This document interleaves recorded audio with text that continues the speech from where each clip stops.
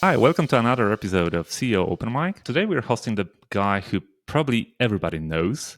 And I'm for sure that everybody knows the company already because the company is EvoPlay. And my guest is Ihor Zarechnyi. Nice to have you, Ihor. Thank you, Bartek. Thank you for having me here. And it's really pleased to me to share some information. And I really want to have this conversation as insightful as it can be.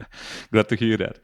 All right, so let's start with you before we jump into any other games-related topics. Let's jump to you as a person, because right now you hold the position of Chief Business Development Officer.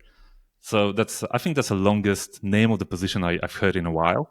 So what exactly is that? Oh, I'm responsible for all of the commercial things which are related to our business. And I mean, right now, like lead generation, all of the integration, all of the contract work, all of the key account work, key account management work, all of the compliance stuff which related to opening new markets and a lot of that. And it's like only the part of the day-to-day responsibilities, which is, I think you understand, because when you're, let's say, responsible for some part of the business, you're not responsible only for this part of the business. You're responsible for all parts of the business, how they connected to each other, how they work together, and how they show the results. And of course, if anything goes wrong, that's your fault as well, right? Of course. Who cares except of me? And if something goes wrong, the first guy to whom someone will call, our CEO will call it me first. And because, my position is really, really connected to, let's say, money making in this business, right? And of course, if something goes wrong, money goes down. Right. Who's guilty? Of course you. The guy with the longest title, And of course, he's never CEO, right? No. Of course. But your background is, of course, I've stalked your LinkedIn, and your background is heavily on sales. But it's not just sales that you do right now. So what was your journey? Like, how did it happen that from sales you got to the point where you do sales and so much more? To be honest, my degree is engineering degree. So I'm a master degree in electronic engineering. It was really tricky for me, for my parents, and for everyone that they started to work as a sales manager. But when I started just to learn something more about sales, something more about entrepreneurship, it's always about sales. Yes, it's always about how you can sell, how you're able to sell, how people listen to you, and so on. And I found it really, first of all, really interesting for me.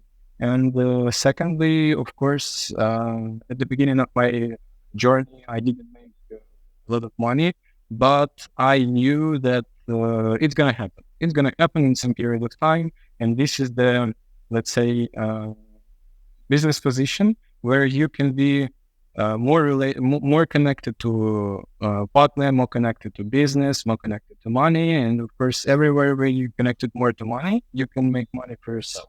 So it was like the beginning of the journey.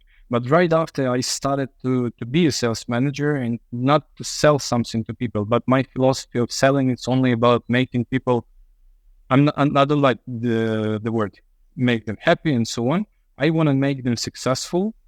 Because only in such cooperation and only in such partnership, we're going to be successful together. And it was the point from the beginning, and it's still the point for my career journey. I can't agree more on that, because I think that for you to be a successful sales guy, you have to make your clients achieve whatever they want to achieve. Because if they're gonna go up, they're gonna drag you with them, right? Yeah. Of course, and of course, as we said in the beginning, who's gonna be guilty, right?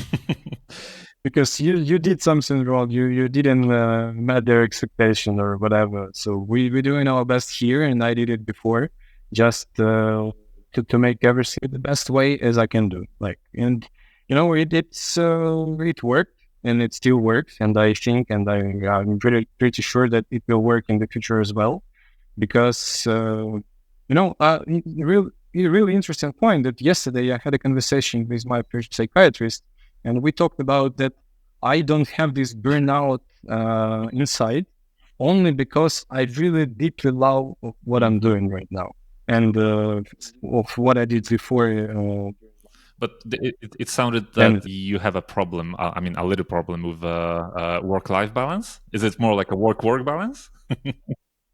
No. To be honest, no. I can work in the gym. I can work during not during my spend time with my family, of course, because I just really wanna some proper time with my family, and I find my family is at the top of the mountain, let's say, and work, all of the mental health and everything, just helping me to be more successful inside my family. This is the point. Right guy. All right, but I just, I wish to. I wish to be the right guy, but yeah, we all try. Yeah. All right, but I have a feeling that I interrupted you when you said about when you were speaking about the your way up in EvoPlay. Yeah. Yep. I was started as a sales manager, to sell some friends for building houses. To be honest, and it was really interesting experience, because when you're like a 22, 21 years old guy and you're trying to sell something to 50 plus men, it's tough, but it's a good school, to be honest. And it wasn't IT sales or something related to that. It was totally first of all, totally a disaster for me at the beginning. But right after you understand that, okay, you sales manager, you have to understand your customers, you have to feel your customers. And right after I realized that, I started to do a really good stuff in sales. And after that, I came into IT world, firstly through career service company, where we help people to raise faster inside the companies, to grow if we're talking about career and so on. And this company, I was really, let's say, happy that I can be connected and I can have a conversation with such guys like CTO, Reply, a lot of different people who was and still really successful as entrepreneurships, as a C-level management, as a senior developers, senior sales managers, whatever. And I saw so many good words about how you can build your career and good advices about how you can build your career, that, I started not only to help people, but help myself as well. Because when you listen to people who are smarter than you, who are earning more money than you, who at a better position at that period of time than you have to be like a sponge. You have to just to take it, and that's what I did. That's what helped me really a lot. And after that, I was head of B2B sales at one website builder, which called Weblen. It's one of the brand of Template Monster. Maybe you heard about them. And I was head of B2B sales there, and I guess this is the point where everything started, because there was a lot of different types of calls, and thanks to our CEO, he was really deep in sales processes, and we had a lot of mentorship, we had a lot of consultations, we had a mentor going to us twice a week and did the best sales managers that we can be. And there I just felt that, okay, so this is only the beginning, and I just have to push harder. And this was the point when I realized that, okay, you will be successful sales, but you have to, to think a bit, how can I say it, a bit more, not only like a helicopter view on the things, but also you have to think, maybe how to build your own product, maybe how to be successful manager inside the organization, to build the processes, to help people and so on. And and after that, there was a few more startups, because to be honest, I'm the guy from the startups, and all of the approach to business and all of the approach to work, it's from startup. And I really, thanks for such experience, because here, I don't want to say that the gambling it's like bureaucratic world and so on, but of course we have a deal with contract, we have a deal with integration, and with such huge companies which we are working right now with, it's a bit bureaucratic, to be honest. It's a bit paperwork. But when you connect with your previous experience of startup, where you're doing everything today, now, yesterday. It has to be done, and you're just taking this experience into the gambling world. It's I think it's one of the best mix ever. Yeah, I do agree.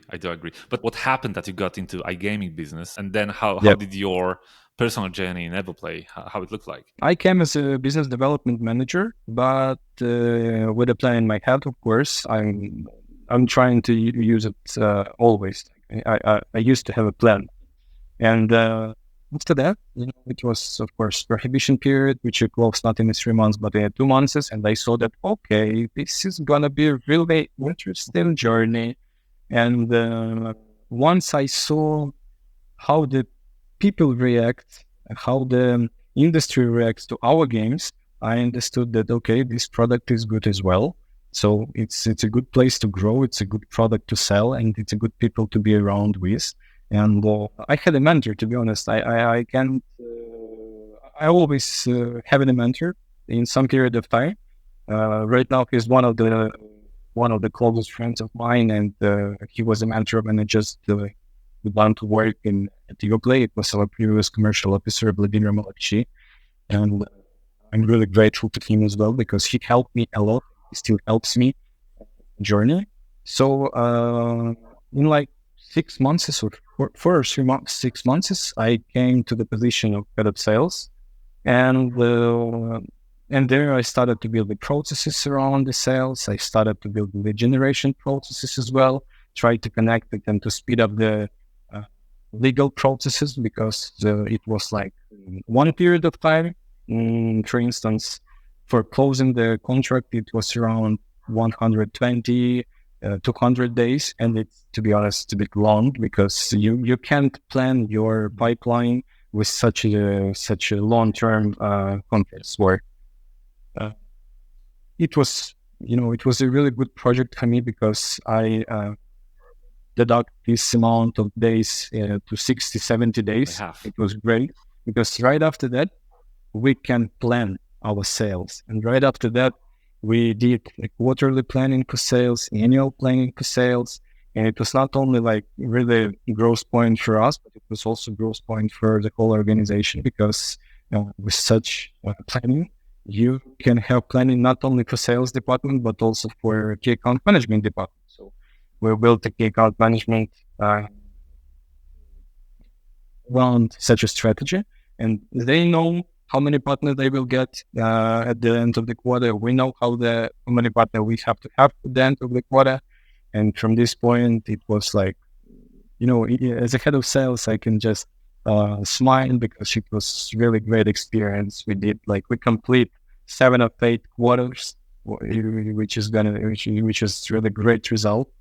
And right now, as a CBDO of the company, I think that this is also only the beginning. When you're growing, and when you're growing fast, you're achieving something in a period of time. But you also have to be, first of all, grateful for your previous experience, and of course, you have to see and recognize this new experience as a new experience.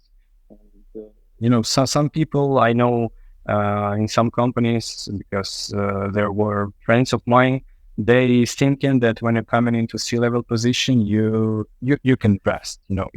That's all. That you're at the top. You're top for Michael Jordan of gambling industry of company, and so on. But it's not. You are right now. Everything in the.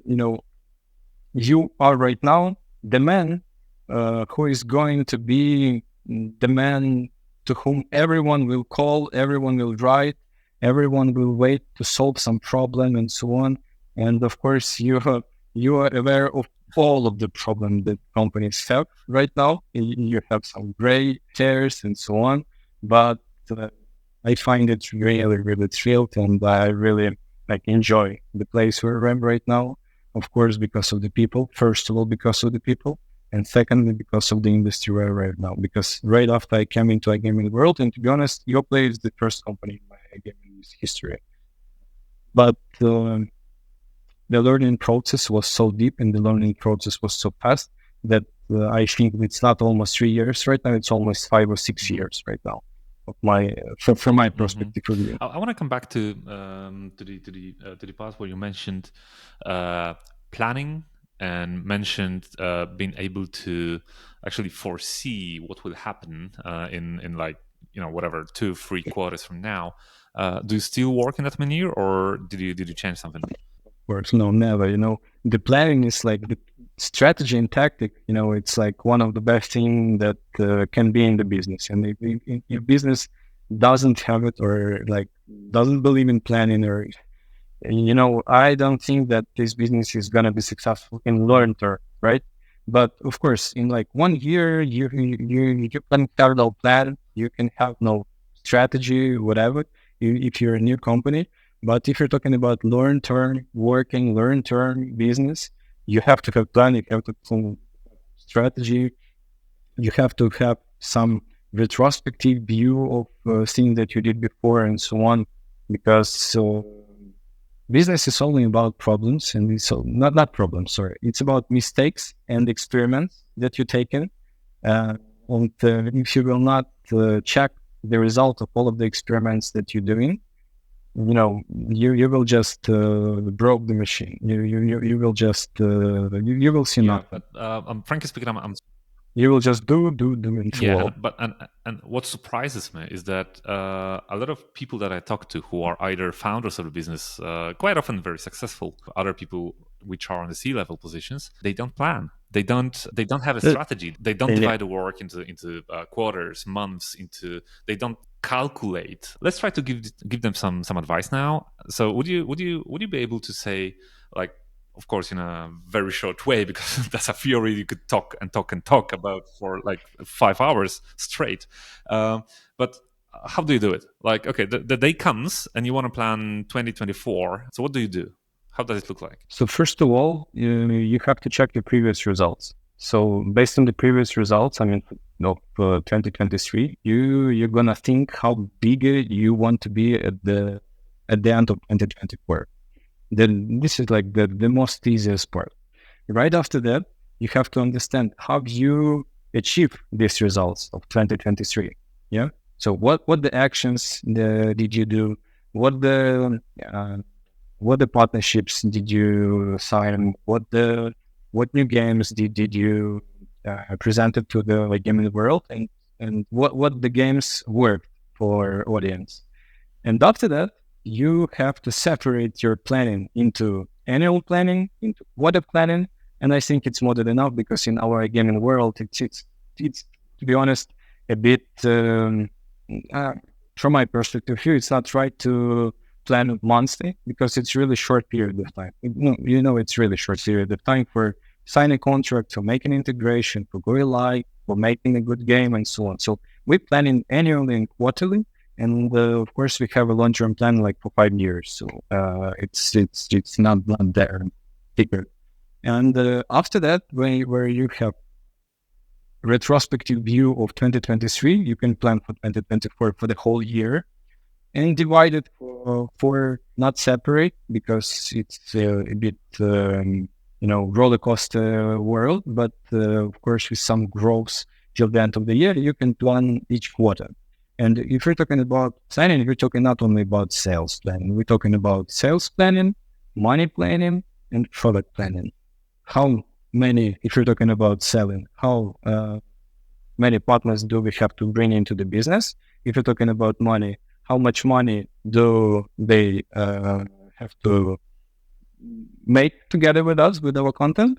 And if you're talking about product, when and which game will be released during the year? And if you're talking about product planning, it's quite tricky, because not so many companies in our business world making such a thing, but because when I'm talking with some of other people from other companies, I'm just asking, okay, so how many games you make in a quarter? They said, why are you asking about quarter? Oh, I think, okay, that's enough.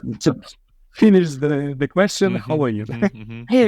All right, but the typical noob question that whenever I'm talking about planning is that, all right, but how do I know how much do I want to grow? like, of course, I want to grow by 10,000% next month or next year, and I want to be rich ass and stop working. So how do you know that you want to grow by, I don't know, 25%? It's a mathematical formula, to be honest. We have a really intelligent chief financial officer. This woman have built a really great formula helping us to understand, based on the previous result, how far can we go next year. And based on all of the criteria that we put into this formula, we just see the result. So you're saying for instance, it's a math and a formula rather than intuition or guessing. There is no intuition at all, to be honest. Like we know pretty sure that we have to bring, let's say, 140 partners during the year. These partners have to make 10% of the overall revenue. If we're talking about compare them into the actual partners. And of course, we understand that, okay, there are new markets. There are the revenue and GGR which these markets operate with. And we understand that we are coming into this market. And of course, when we're coming into the market, we understand which part of the market we can cover. And this is the point.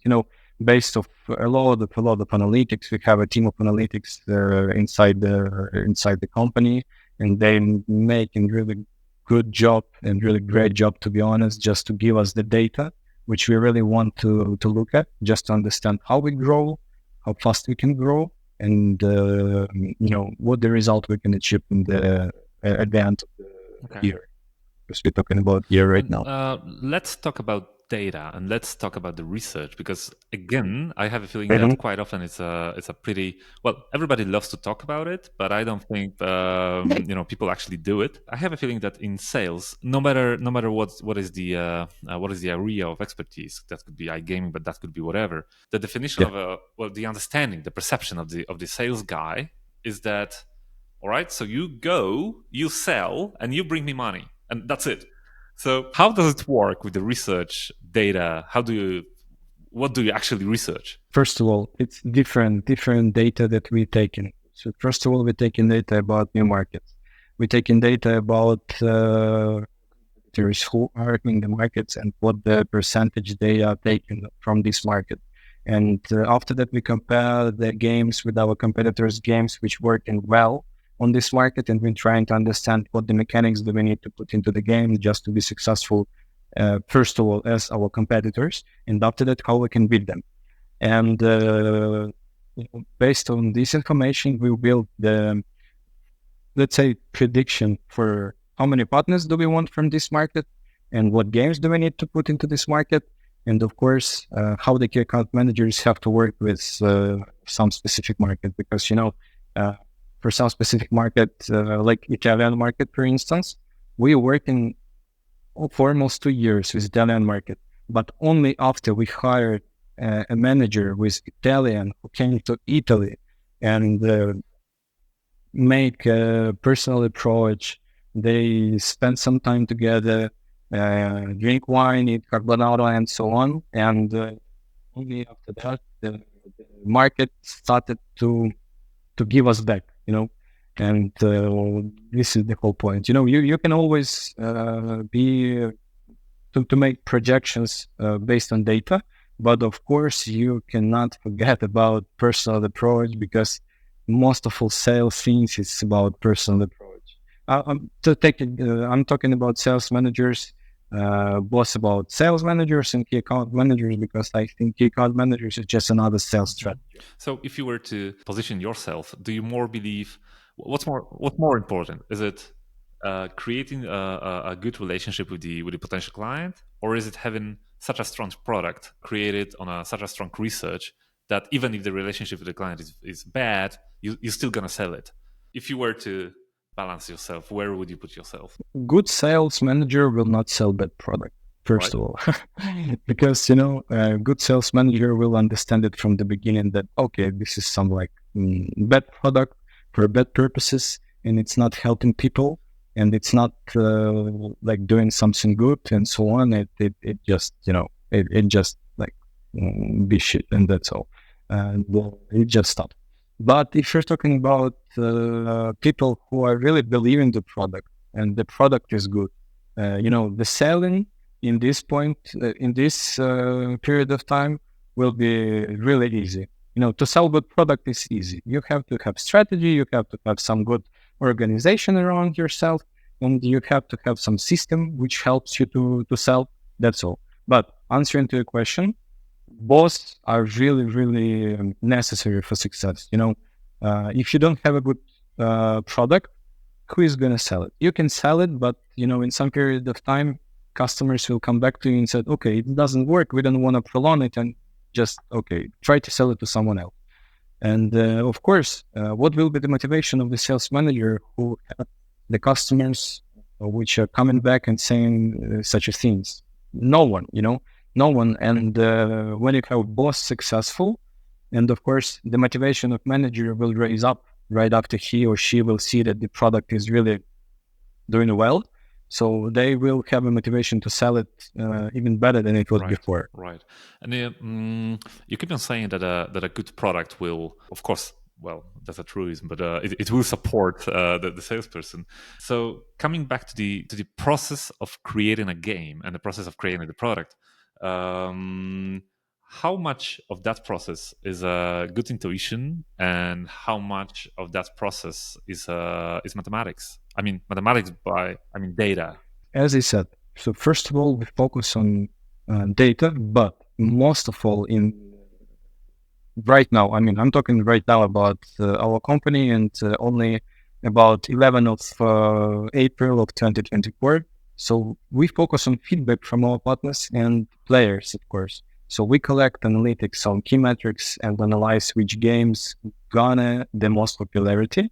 Additionally, we analyze the market, competitors, how we can be as successful as them, and so on. So when we're talking about creating a game, we're not talking about something intuitive and so on. So the designers had the idea when they napping, and after that we create the game. No,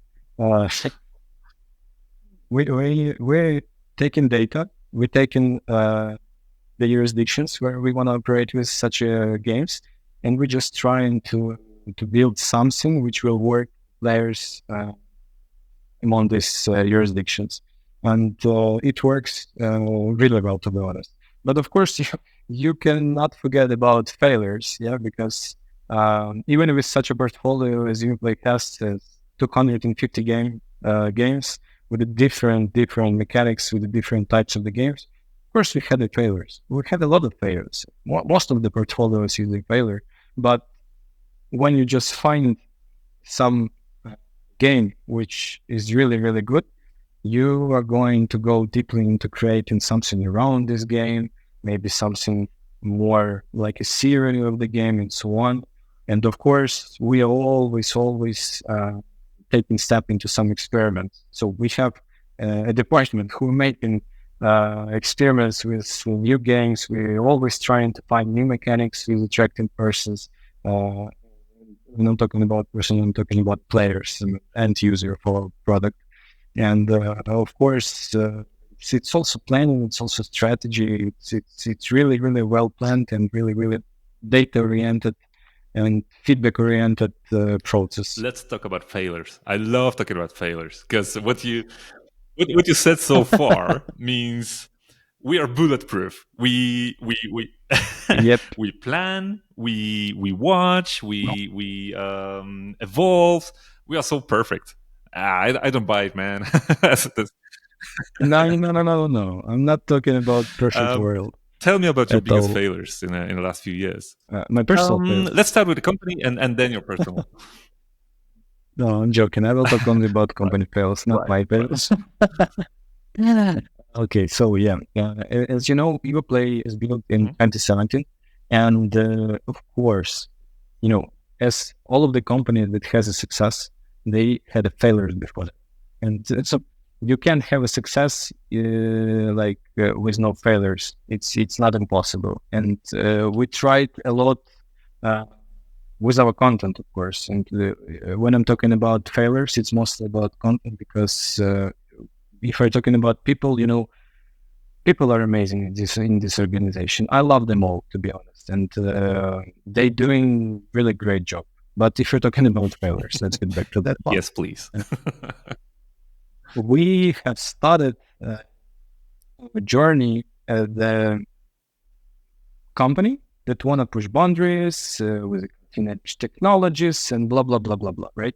And we tried to make VR games. And just imagine how it can work, right? Someone opened the laptop, we're in VR or whatever, just starting to play slots. And it didn't work, to be honest. Everyone was so interested at first eyes. Competitors came to our stand. They trying to grab the idea. They just clients and partners really want to take it and so on. But however, VR technology turned out to be too raw and not popular among players. So we closed these directions and we spent, let's say, a bunch of money for such direction, but we just shut it down because there is no success around it. It was the first of the failures in the company. And of course, as I said before, we had 250 plus titles in our portfolio, and some of them didn't work at the beginning as we expected, and some of them started to work after some period of time as we didn't expect. Like, for instance, penalty shootout. We have created a game, really great game, but it didn't work for audience, and it worked for audience, but not with the let's say amount of money that we wanted with. But after our marketing created a football tag and push it to the audience, we have created like a few titles in line related to football with the different mechanics and so on. And it showed significant result. And right now it's one of our top performance, but we didn't expect it at the beginning. We just created it as a part of the experimental. That's all. And as I said before, at the beginning it was unsuccessful, but right now it's one of the top performance for all of the markets. And I want to refer what you mentioned as your first failure. The VR approach. Would you say, because you said about too rough technology and all that, but would you say that creating a mechanism that players are not really used to is a problem? Would you say that players are looking for the mechanism that they already know and some slight change into it, or not? Depends on the, let's say, with some cliche, which generation you are and which generation because each generation, like X, Y, Z, they have different preferences, and we know about that as well. So if you're talking about like generation X, they really want to see some classic slots, European roulette, and so on. So they really like this sound, they really like this mechanics. They're pretty understandable, and there is nothing hard. And of course, this is the story of the industry. And me personally, I do really love the poker, and I do really love blackjack, and this is like the classic for industry. And if you're talking about slots, I do really like slots with the basic mechanic because it's slot how it should be. And generation, why they lean toward interactive gaming experiences, and they love classic games as well. But what they want to see it in a modern way. Let's say they want to see it like in a bit different way, but with the same classic mechanic. And here, really works well the instant game, the crashes, some bonus buy feature, something that you can add into the classic mechanics, but not with too hard pushes. And if you're talking about Generation Z, they choose this metaverse. They choose this like metaverse casinos where you can interact with people, some video games related casino games and so on. So they want to play with other people. They want to communicate with people. They want to see this chat board. They want to see the board of winners and so on. So around that, we have built the strategy of our flagships. And right now, in every 2 years, we're building the flagships. So right now we build Adrenaline Rush, like 3 games, skill-based game, with crash game, and with a slot game. And they do really love personalization. So that's why we're building the mechanism where they can choose the character which they will play with. They can choose the car, they can choose the racing track and so on.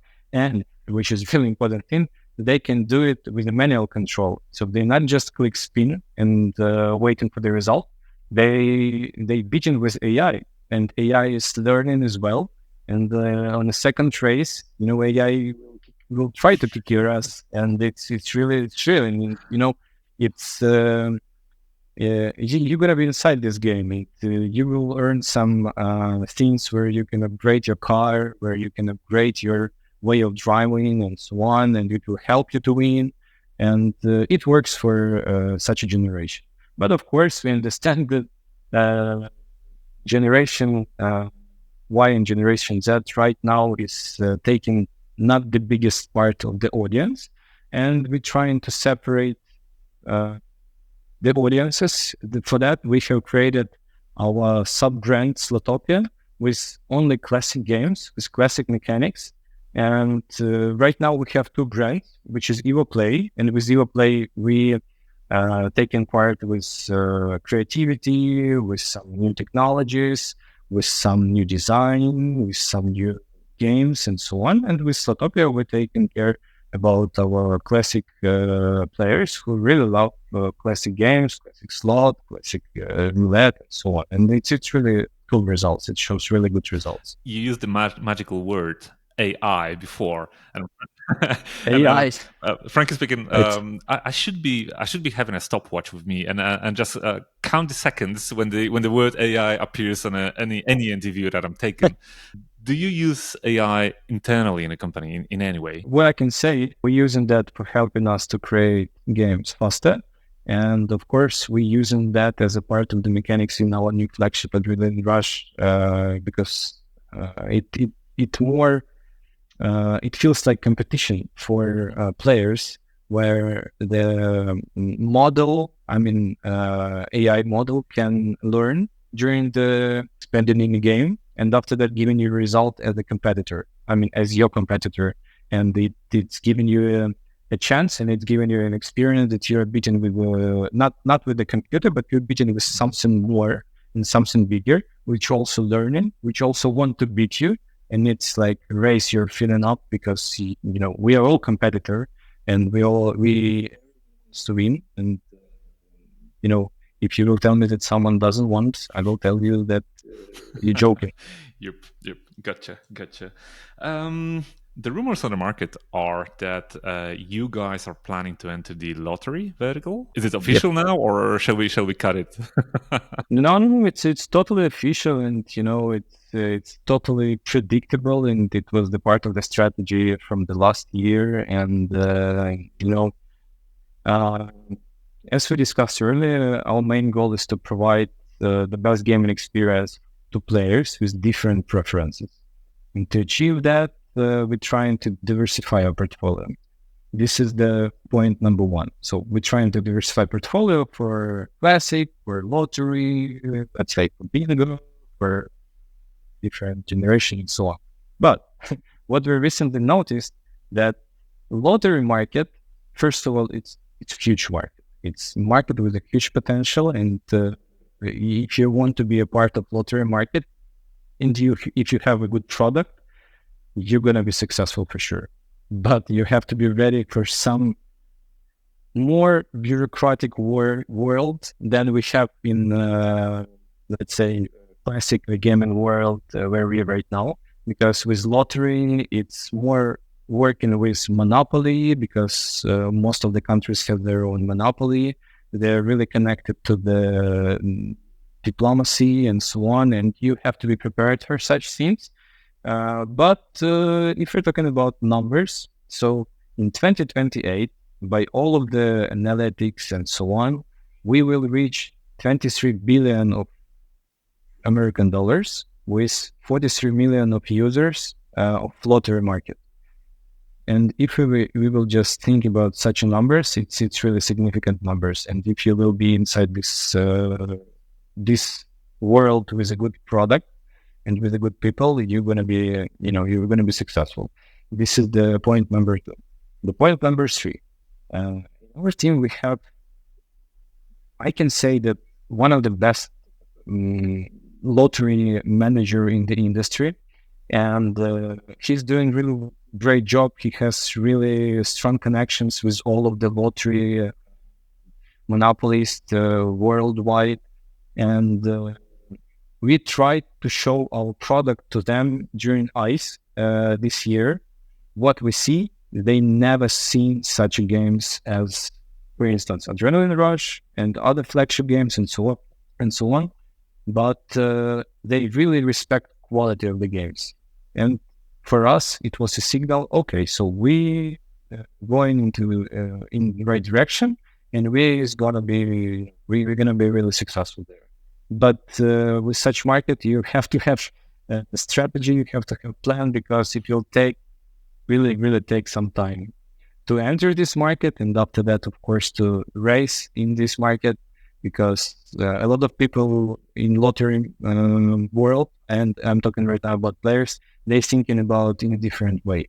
They thinking that they want to catch the dream. They don't want to play the slot, take a win and go to other slot. No, it's not the strategy for lottery players. They want to catch a big fish. They want to catch a big dream, and they recognize themselves not as the gamblers. They recognize themselves as the lottery. You can call it lottery man, lottery woman, whatever. They're just playing for fun, but with a really huge expectation to catch the big fish. Right. So we spoke a little bit about you diversifying, and that's diversifying the products, that's diversifying for these different sectors of the market. Do you also diversify in terms of geography? Yes, of course. Right now, we're working with Latin America. Latin America, we're doing the content which is related to Latin America. For example, we have penalty shootout, but we have a penalty shootout street, which means that we have at the background favelas of Brazilian São Paulo, and we can change it for some of the countries as well. We can put a different stadium background at the first edition of penalty shootout and so on. Right now, we enter in the multi-Canadian market, and we have prepared a new game, which is hockey shootout. So we have changed it.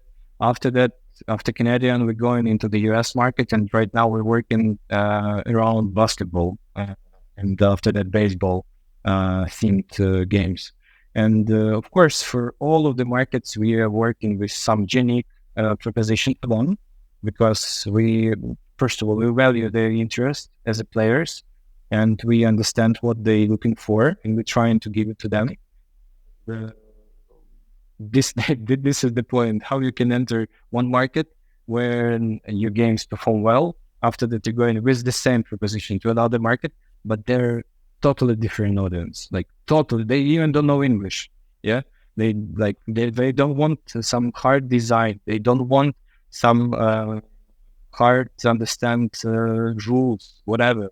Yeah, and you have to be flexible. You have to change the proposition and give it to them and see how they will react. After that, take it back, see the result, and give it something more to them. This is the point. Yes. So for all of the geos, we have different top list of the games, and for all of the geos, we offer different games. Of course, we have some titles which cover in all of the markets as a top performance, but not for all of the markets. I have a feeling that most of the companies in iGaming sector right now, they tend to use the word Latin America at least 2 times in one sentence whenever they talk. So and sweepstake. Yeah. So would you sell us some tips and tricks? Like, what's the thing on Latin American market right now? I mean, how do you make your game different compared to European market? And I know Latin America is huge, but to those markets in Latin America, to be honest, we see some difference with the European and of course Latin American game preferences, but mostly these titles repeating. As I said, not all of them, but some of them repeating. And of course, the part of the strategy which we are doing right now, we have separated the team inside the organization, which are making branded story for our partners. and it helps us to connect with partners in a better way. What I'm talking about right now, I'm talking about such a promotion tool as a branded games, and a lot of partners really like that. A lot of competitors doing that. We're just trying to do it in the way how our partners expect that, and it works really well. So we even can have the game with the European preferences, let's say mindset or whatever, and rebuild it a bit for Latin American audience, and it will work. It will work. And if it will not work, the partner will come to us and say, okay, let's try another game, and we try another game. So what I'm talking about, I'm talking right now about connection with your partner, even if you're not talking about bond with your partner, and how you listen to your partner, how you taking care of the business with them, how you working with them as well, and how flexible you can be to achieve some results. So it's mostly not about Latin America or European or US or Canadian market. It's mostly about all of them. It's generally the same about all of the partners, how you communicate with them, how you listen to them, and after that, how you work on what you have heard.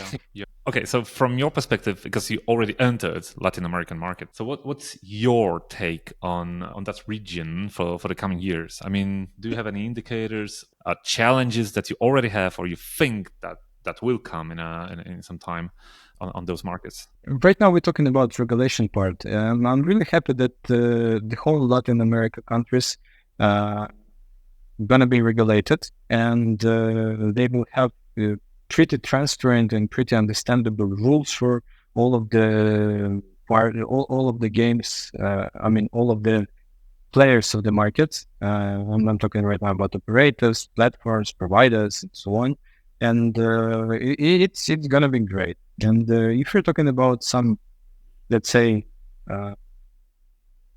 money making stuff and so on. So of course we look into the numbers and we see that in a few years the regulated part of the Latin Americas is going to be around, if not misunderstood, if I say it right, around roughly 9 billions of USD. So it's a great market, and with a huge audience, the players who we understand how they play, what do they want to play, and what we can offer to them. So we know their culture, we know what they like, we know what the games they like, because they have really strong history of gambling as well, and it's gonna be really successful, to be honest. We're right now working with some of the Latin American countries, and it shows that players love our games because we